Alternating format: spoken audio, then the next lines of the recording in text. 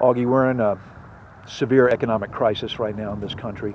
How much of it do you think is related to a crisis of ethics within corporate America? I don't think any people are more ethical or less ethical than they've ever been. It goes back to the previous question that you had, because people don't properly understand what really is in their own self-interest. We don't understand that we really want to transform. We don't understand that we really want to give ourselves away. We don't understand that virtue is its own reward, as Aristotle says. We don't give that a chance. We don't experience it. And as I said in my article that I wrote about service and selflessness and the Trappist secrets of the Trappist, the vast majority, most people think that ethical lapses are bad people doing bad things. I think it's good people doing bad things because they get scared, because they get greedy, because they,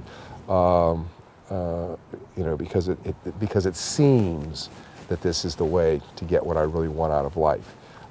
So the answer to it is not better oversight and more rules and regulations, although they're necessary. The real answer is to help people to see what's truly in their self-interest. And what's truly in your self-interest is to give yourself away. The final thing that I always about ethics is that if you go back to this beginning of ethics, to me, ethics is the most important. It's what's driven my entire life. I didn't get into spirituality from a position of theology. I did from ethics. Ethics, according to Socrates and Plato, who invented it, was what is the life well lived? What is the life worth living? Those are the ethical concerns. It's not rules and regulations. It's not, well, do I have the right to break into a drugstore if I don't have any money to save my wife's life and everything.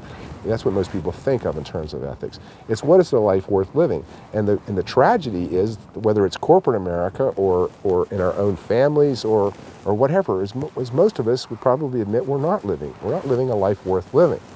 And it starts with a misunderstanding of what our true self-interest is, and escalates from there into so much fear and anxiety that leads us to make bad decisions. That's why I said previously, spirituality is decision-making, making good decisions, true, authentic decisions. An authentic life is the life worth living that starts with making better decisions all the time, learning how to make better and better decisions.